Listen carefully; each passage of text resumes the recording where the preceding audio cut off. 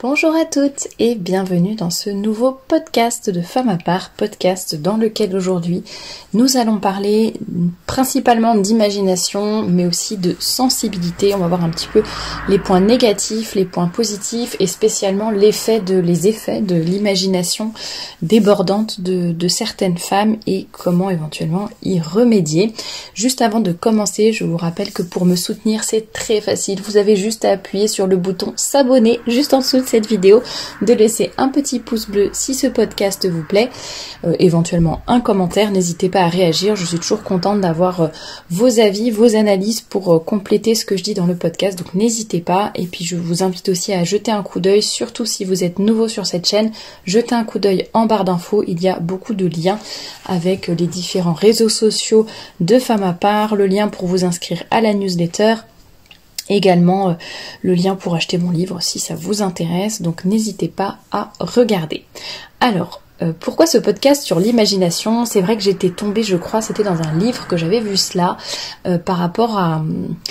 ou dans un podcast peut-être que j'avais écouté, par rapport au fait que souvent la surabondance de l'imagination chez les femmes, chez certaines femmes, je parle de façon générale comme d'habitude, donc la surabondance de leur imagination les coupait parfois complètement du réel.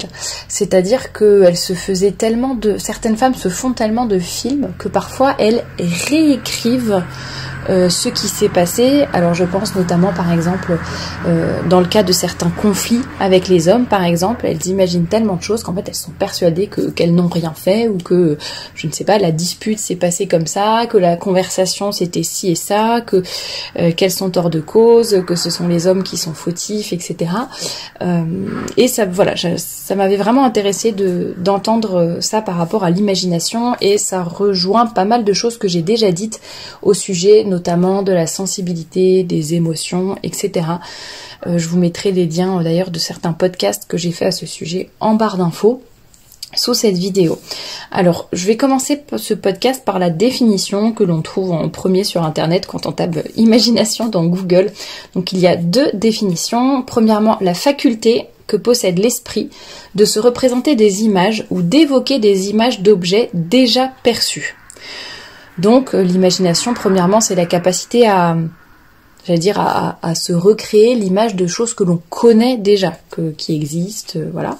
Et la deuxième définition, faculté de former des images d'objets qu'on n'a pas perçus, ou de faire des combinaisons nouvelles d'images ou d'idées, de se représenter des situations possibles. Donc il y a deux choses sur l'imagination, il y a à la fois presque comme un souvenir, j'allais dire, se rappeler de choses réelles que l'on connaît, et se dire, ah oui, tiens, je ne sais pas, la maison que j'ai visitée, oui, elle était comme ci, comme ça, vous voyez, c'est quelque chose qu'on a vraiment vu, vécu, et dont on essaye de se souvenir. Et il y a aussi cette capacité carrément à inventer quelque chose, à imaginer. Au contraire, on arrive dans une maison vide, par exemple, qu'on veut acheter, dans laquelle il faut faire des travaux. Bon, bah là, on peut se dire, ah bah là, je mettrais bien la cuisine, là, ça serait joli, la salle de bain de la faire comme ci, comme ça, là, telle couleur, tel parquet, tel sol. Vous voyez, ça c'est... Pour le coup, on imagine quelque chose qui n'existe pas encore, mais on essaye de se projeter. Alors,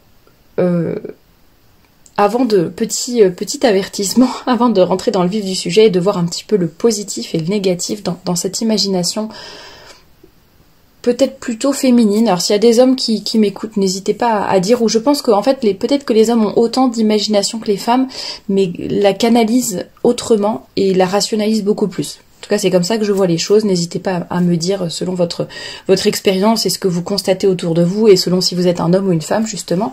Désolée d'être aussi binaire que ça. Donc n'hésitez pas à me dire en commentaire.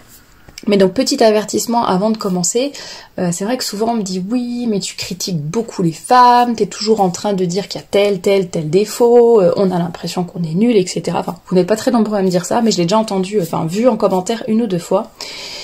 Et en fait, tout simplement, l'idée ici sur ma chaîne n'est pas du tout d'enfoncer les femmes, de dire qu'elles sont nulles, de toujours pointer leurs défauts.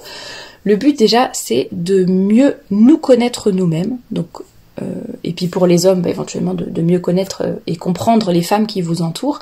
Mais le but, c'est vraiment de mieux se connaître pour toujours tendre vers la sainteté, et puis si vous n'êtes pas catholique, tout simplement tendre vers l'amélioration continue, j'allais dire, chercher, alors non pas la perfection parce qu'elle n'est pas de ce monde, mais voilà, toujours donner le meilleur de nous-mêmes, et essayer de tout simplement combattre nos défauts et mettre en avant nos qualités.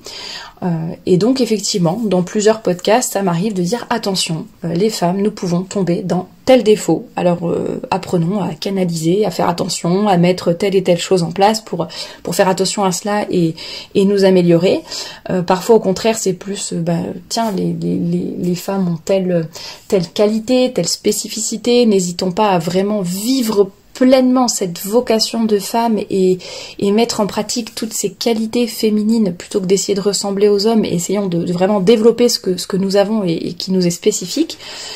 Donc vous voyez, bon, ça n'est pas une histoire d'enfoncer ni quoi que ce soit, mais je pense que si on a envie de se tirer vers le haut et d'essayer de nous améliorer, c'est important aussi d'avoir conscience de nos défauts. Ça ne veut pas dire que nous avons toutes les mêmes défauts au même degré, mais voilà, je pense que ça peut donner des pistes de réflexion tout simplement pour apprendre à nous élever et peut-être mieux nous comprendre, parce que parfois nous avons certains comportements que nous ne comprenons pas nous-mêmes. J'ai des personnes qui m'écrivent ou qui témoignent à propos de cela, et quand on ne connaît pas par exemple son cycle, l'influence de ses hormones, l'importance, enfin l'omniprésence de notre sensibilité, tout simplement notre place dans la société, notre rôle dans la famille, il y a des choses peut-être qui peuvent nous échapper, et en fait quand on essaye de correspondre davantage à ce que nous sommes, généralement nous sommes beaucoup plus heureux et notre vie s'améliore d'un coup.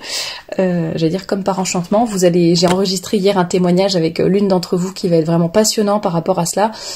Je vous invite donc vraiment à vous abonner pour ne pas manquer cela. Ça sera publié, l'entretien sera publié début février, et vous verrez comme quoi parfois on se rend malheureuse à essayer d'être autre chose que nous ne sommes pas.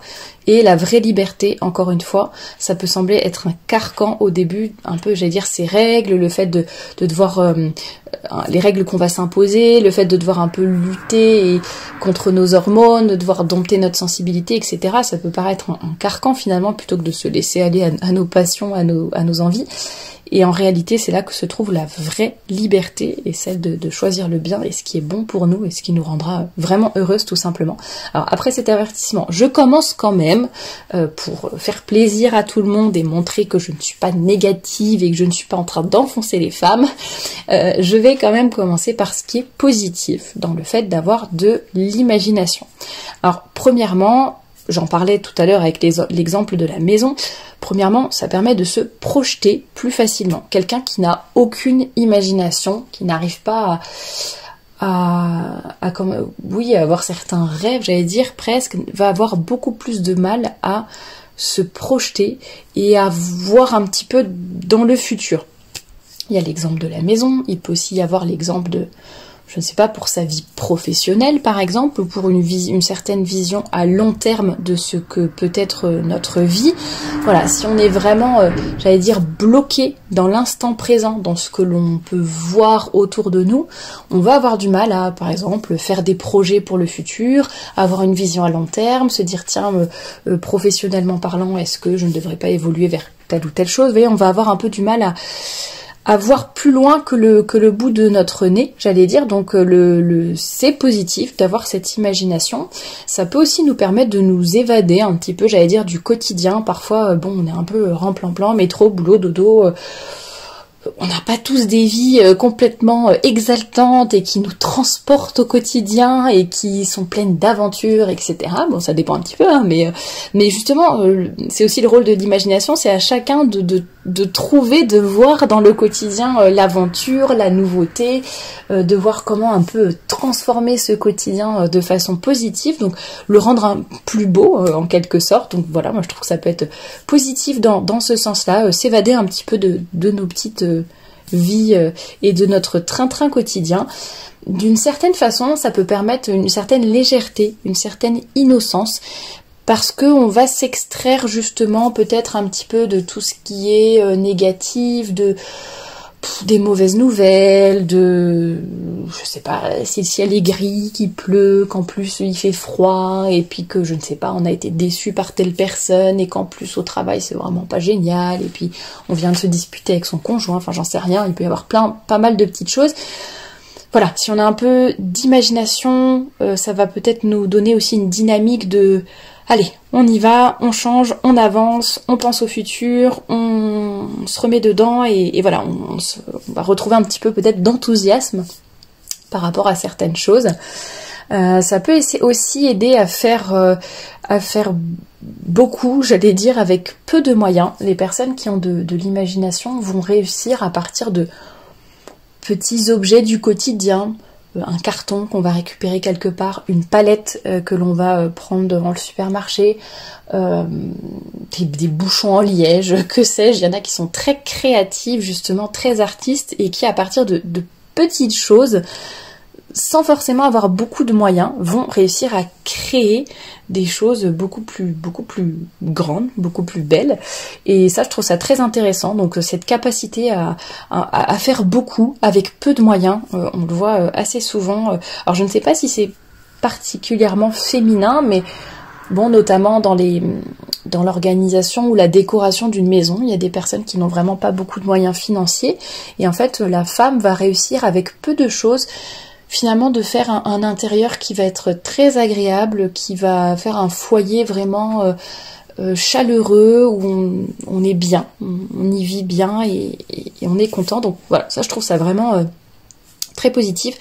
Et tout simplement cette capacité à imaginer des concepts, enfin le fait d'avoir de l'imagination va nous permettre de créer des choses, de créer une entreprise, d'inventer une machine, de se dépasser soi-même et d'inventer des choses qui n'existent pas encore, voilà, et aussi peut permettre tout simplement justement en se projetant un peu plus dans l'avenir et en imaginant justement ce que ça pourrait être, ça peut nous donner aussi la force et la volonté de changer certaines choses et de se dire bah voilà, mon objectif c'est ça, ce que j'ai envie d'atteindre, voilà, la vie que je souhaiterais avoir ou la famille que je souhaiterais avoir, le métier de mes rêves, ou voilà, comment, où je me vois dans quelques années. Et bien ça peut nous permettre justement, cette vision, cette imagination peut être un petit peu le déclencheur. Alors évidemment il faut qu'il y ait la volonté qui suive, hein, c'est sûr, si c'est juste des rêves et de l'imagination ça ne vaut pas, mais ça peut être le point de départ pour, avec un peu de volonté et d'huile de coude, voilà, départ pour une nouvelle vie, un nouveau projet, peu importe, ou des changements aussi personnels, développement personnel, comme on dit souvent aujourd'hui. Voilà, donc voilà un petit peu pour les éléments positifs auxquels j'ai pensé. N'hésitez pas à compléter en commentaire si vous en voyez d'autres. Mais en tout cas, je ne suis pas là pour condamner l'imagination. C'est un peu comme la sensibilité. Le but n'est pas de dire la sensibilité c'est mauvais en soi, il faut nous arracher notre sensibilité. Non, le but est vraiment d'essayer de trouver un équilibre, de prendre conscience des atouts, de prendre conscience aussi des écueils dans lesquels ça peut nous faire tomber, et voilà, d'essayer d'être vraiment d'en tirer le meilleur parti en quelque sorte. Alors maintenant on va quand même arriver au point négatif, hein. Je suis désolée, nous avons tous des défauts, peut-être que vous n'avez pas ceux dont je vais parler. Je ne pense pas que toutes les femmes soient comme ça, mais en tout cas je pense que c'est quelque chose que l'on constate de plus en plus à l'heure actuelle, en particulier à cause, enfin entre autres plutôt, à cause aussi de par exemple du lavage de cerveau que l'on subit par les médias. Ce lavage de cerveau féministe, victimaire, je sais pas trop si c'est ça le mot, mais voilà, on est tout le temps en train de se considérer comme des victimes. Je pense que ça travaille quand même sur la disposition de cerveau, enfin la façon de réfléchir de certaines femmes et leur imagination, et à force en fait de leur répéter certaines choses, certains discours, les femmes sont des victimes, les hommes sont des oppresseurs, eh bien finalement dans certaines situations, les femmes vont imaginer des choses complètement loufoques ou vraiment se faire des films en étant persuadées que c'est la vérité et que c'est la réalité. Mais en fait, c'est à force d'avoir entendu des choses qu'on leur ait répétées 1000 et 1000 fois sur toutes les plateformes et les médias possibles et imaginables, eh bien elles vont vivre une situation un petit peu semblable ou avec certains certaines choses qui ressemblent, et du coup voilà, ça va complètement les faire partir au quart de tour, entre guillemets. Alors je pense au comportement de certains hommes par exemple, qui vont dire certaines phrases, utiliser certains mots, et qui vont tout de suite déclencher des réactions en chaîne, parce que les femmes auront imaginé qu'elles ont été victimes de je ne sais pas quoi, alors que non, ça n'était pas là du tout la réalité. Alors je ne dis pas que toutes les femmes ont tort, que toutes les femmes imaginent des situations de victimes. Oui, il y en a qui sont vraiment victimes, ne vous inquiétez pas, ça n'est pas ce que je minimise évidemment, mais certaines au contraire se font vraiment des films, quoi. Alors le négatif, le côté négatif un peu de ce trop plein d'imagination, ou d'une imagination qui n'est pas canalisée, ça peut être une certaine insatisfaction, une certaine déception, parce qu'à force d'imaginer les choses de façon parfaite, de façon arc-en-ciel et papillon, voilà, une vie magique qui serait voilà, la maison de mes rêves, la famille de mes rêves, l'homme de mes rêves. Ah, je m'imagine dans 5 ans, dans une villa luxueuse au bord de la mer, avec un homme très musclé, très grand, très fort, très beau, mais qui se tait et qui me laisse tranquille. Voilà, une vie sans conflit, une vie instagrammable, comme on dit aujourd'hui. Une vie dont je vais pouvoir me vanter auprès de tout le monde, et puis je gagnerai au loto, je n'aurai plus à travailler pour gagner de l'argent. Enfin, vous voyez, à force d'avoir ce genre, bon là j'exagère, je caricature exprès un peu le genre de rêve et d'imagination, mais je pense qu'on a toutes plus ou moins nos rêves, nos envies, notre vision de l'avenir, voilà, notre imagination tout simplement qui nous fait miroiter des choses, et parfois ça peut développer une certaine frustration ou déception parce qu'on n'obtient pas ce qu'on veut, ou parce que les choses ne se sont pas passées tel qu'on l'imaginait. Donc je pense notamment par exemple à la vie de couple. Je pense que voilà, certaines femmes s'imaginent que ça va être la vie toute rose, toute belle, toute facile, et puis finalement le réel n'est pas comme ça. Du coup il va y avoir une certaine déception parce que ça n'est pas aussi beau et facile que ce qu'on pensait. Et donc voilà, ça peut engendrer certaines frustrations, et puis ça peut aussi nous transformer en personnes peut-être trop exigeantes, parce que voilà, on a un peu notre rêve en tête, on veut l'atteindre, et en fait ça nous coupe complètement du réel, et en fait on ne se rend pas compte que ce qu'on demande est, je vais pas dire inatteignable, mais voilà, que ça n'est pas réaliste en tout cas. Ça peut créer aussi un peu de la paranoïa, parce que, alors ça c'est aussi les femmes, je l'en avais parlé dans d'autres podcasts, on est très très très attentive au regard des autres, très réceptive plutôt, enfin ça compte vraiment pour nous, ce que les autres vont penser de nous, la façon dont ils vont nous regarder, la façon dont ils vont nous juger, comment ils vont nous trouver physiquement et moralement, etc. On a envie vraiment d'être au top, d'être aimée, d'être admirée, d'être considérée comme parfaite. Et du coup, cette imagination peut créer un petit peu de la paranoïa, dans le sens où on a tellement envie d'être parfaite et d'être vue comme parfaite et d'être aimée, d'être admirée, que voilà, on va se dire, mais attends, là il m'a regardé un peu de travers. Là, quand il a fait ce geste, ouais, à mon avis, c'est qu'il est fâché, mais je ne sais pas pourquoi. Enfin, vous voyez, on va un petit peu tout interpréter. Ça peut créer des conflits pour rien, d'ailleurs. Et on va un peu trop réfléchir, quoi. Et la sensibilité ne va pas aider, finalement, puisque, justement, voilà, c'est vraiment cette question de tout interpréter, de tout regarder. J'en avais parlé dans le podcast sur la sensibilité, je vous le mettrai en barre d'infos pour que vous l'écoutiez, mais je ne vais pas tout répéter, mais il y a notamment vraiment cette tendance à, notamment des femmes par rapport aux hommes, d'interpréter leurs gestes, leurs paroles, leur intonation, la ponctuation dans les messages, etc. Alors que vraiment, je le dis et je le répète, la plupart des hommes sont vraiment généralement très directs, très cash, très clairs, et s'ils ont quelque chose à vous dire, ils vous le diront. Et si vous avez un doute et que vous leur dites mais t'es sûr, là t'es pas fâché, et qu'ils vous disent non, bah c'est que c'est non. Et voilà, donc il faut les croire tout simplement, je pense. Dans la plupart des cas, en tout cas, ne soyons pas naïves non plus, mais voilà, il faut pas tout interpréter et tout rapporter à soi aussi. Parfois on pense que c'est nous le problème, on va se faire des films et des délires complets à se dire non mais là il a l'air triste, c'est sûrement parce que j'ai fait ci, parce que j'ai fait ça, parce qu'il est pas content, parce que machin, alors que juste l'homme il aura un petit souci au travail, donc il n'a pas forcément envie d'en parler avec vous, mais ça va un petit peu le préoccuper, il va un peu rentrer dans sa bulle. Alors nous ça y est, on va se faire des films, ça y est il va me quitter, ça y est je l'ai déçu, ça y est je sais pas quoi, enfin voilà. Donc l'imagination peut vraiment porté à trop réfléchir, à tout interpréter, et peut provoquer aussi une certaine instabilité, parce qu'on va être un petit peu dans nos rêves, dans nos interprétations. On va un peu sauter du coq à l'âne, on va se baser sur des éléments pas très stables, justement, pas très fiables, pour faire nos projections, nos interprétations, et voilà, on peut devenir assez instable, donc à faire attention. Alors, il y a une phrase qui est assez connue, l'imagination est la folle du logis.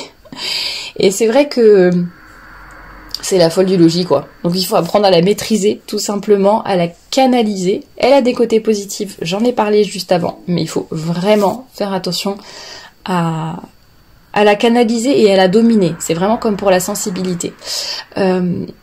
Alors il y a Marie du Défend, je la connais pas plus que ça, qui a écrit il y a quelques siècles, qui a écrit les femmes ont trop d'imagination et de sensibilité pour avoir beaucoup de logique. C'est ça un petit peu le côté négatif, justement, quand on n'arrive pas à canaliser son imagination, c'est ce manque de raisonnement, de rationalisation.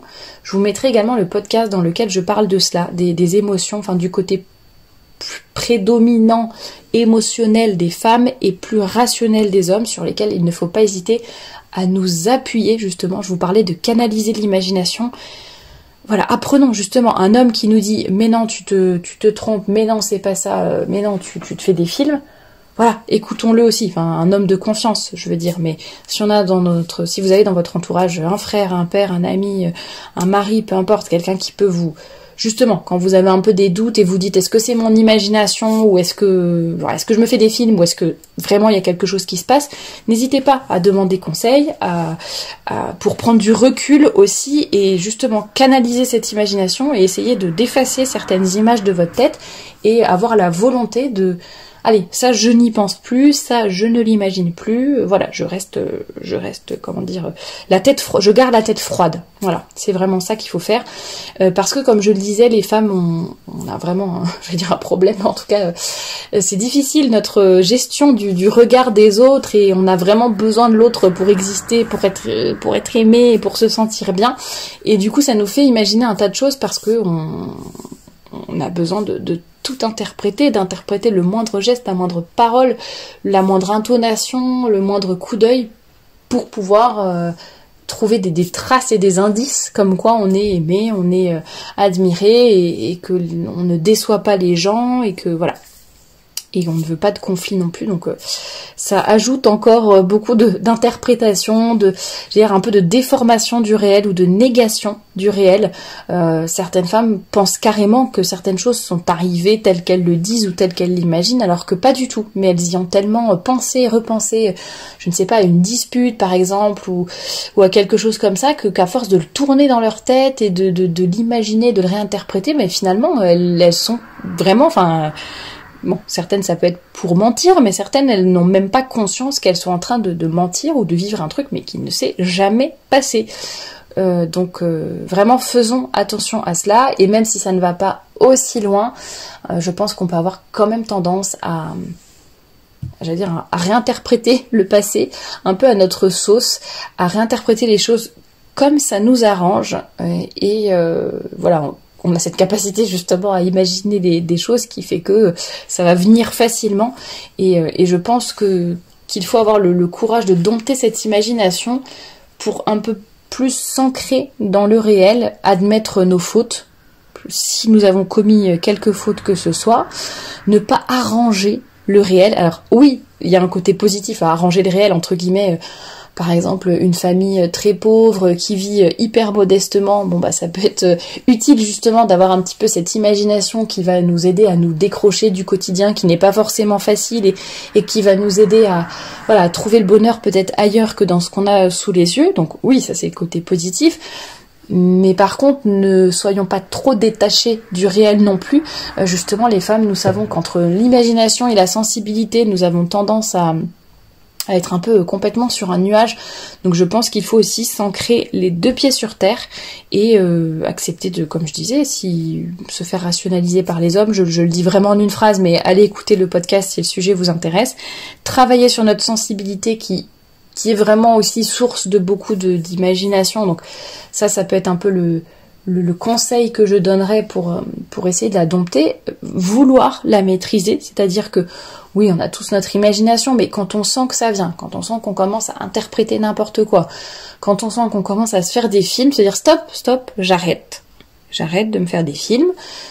S'il y a une question à poser à quelqu'un pour clarifier les choses, je pose la question. Si j'ai besoin d'un conseil pour prendre du recul, je demande à une personne de confiance de m'aider. Mais en tout cas, essayons vraiment de la canaliser. Prenons ce qui est positif. Tout ce que j'ai mentionné de bien, de positif, prenons-le, gardons-le. L'idée n'est pas de nous brimer en permanence et de ne jamais rêver à rien. Mais ayons conscience de tous ces côtés négatifs et essayons vraiment de nous ancrer dans le réel, dans la raison. Ça nous demande, je pense qu'aux femmes, ça nous demande certainement, en tout cas à certaines femmes, plus d'efforts peut-être pour être ancrées dans le réel. D'un autre côté, je pense qu'on se complète bien avec les hommes parce que justement, ils vont peut-être être plus, alors pas terre à terre, mais vous voyez, avec un petit peu les soucis, je pense notamment à une famille, par exemple, dans une vie de famille, les hommes vont peut-être avoir plus le souci du quotidien, de tout ce qui se passe dans la famille, de la charge familiale si c'est eux qui rapportent le pain quotidien, etc. Donc ils vont plus être dans la dure réalité du monde, de la vie, du monde du travail, etc. Donc nous justement avec notre sourire, notre douceur, notre charme, notre imagination, notre sensibilité, voilà, on peut avoir tout ce côté positif qui va aider à, voir la vie en rose, en quelque sorte, sans être éloigné trop du réel, mais dans le sens, voilà, on embellit un petit peu les choses, un peu plus de légèreté, de douceur, de chaleur, etc. Donc ça c'est super chouette et je pense que les hommes apprécient justement, mais voilà, ne partons pas trop loin, surtout si nous sommes seuls ou même si nous sommes en couple, mais justement essayons de profiter de la raison des hommes, de profiter peut-être de plus de clarté de leur part, dans le sens où voilà, ils n'ont pas toute cette imagination, ils l'ont peut-être, mais en tout cas d'une façon différente, pas pour ces choses-là, je pense pas cette sensibilité qui nous va vraiment nous meurtrir et nous mettre parfois au fond du trou pour des trucs mais qui ça se trouve n'existent même pas, mais pour un coup d'œil qu'on aura interprété, un message que quelqu'un n'aura pas envoyé ou peu importe, ça y est, c'est la fin du monde, parce qu'on va commencer à se faire des films, la personne ne m'aime plus, la personne ceci, la personne cela, j'ai dû faire quelque chose qui a blessé une telle, c'est pour ça que cette amie ne m'écrit plus ou je ne sais quoi, ça se trouve c'est juste qu'elle a plus de batterie, hein. Donc vous voyez ce que je veux dire, je caricature un peu, mais pour vous faire comprendre que parfois ça nous fait vraiment aller trop loin. Donc apprenons à la canaliser, apprenons à la garder pour tous ces côtés positifs qui peuvent embellir notre quotidien, nous aider à mener à bien de beaux projets, de nouveaux projets. Donc voilà, et puis n'hésitez pas à réagir vraiment en commentaire, à me dire ce que vous en pensez, peut-être d'après votre expérience, d'après ce que vous voyez autour de vous. Encore une fois, en tant qu'homme, en tant que femme, je sais que parfois je parle un petit peu au nom des hommes et des femmes, donc n'hésitez pas à me corriger aussi. Je précise quand même que je dis un peu des généralités de ce que j'observe, de ce que j'ai vu dans ma vie, dans celle des autres, dans les témoignages que je reçois. Donc évidemment, ce sont des généralités, nous ne sommes pas toutes pareilles, mais ça peut quand même donner des pistes de réflexion. Donc n'hésitez pas à réagir en commentaire, n'hésitez pas à aller voir les podcasts dont je vais mettre les liens, ça vous permettra d'approfondir peut-être votre réflexion sur tous ces sujets-là. Et je vous dis à très bientôt pour un nouveau podcast.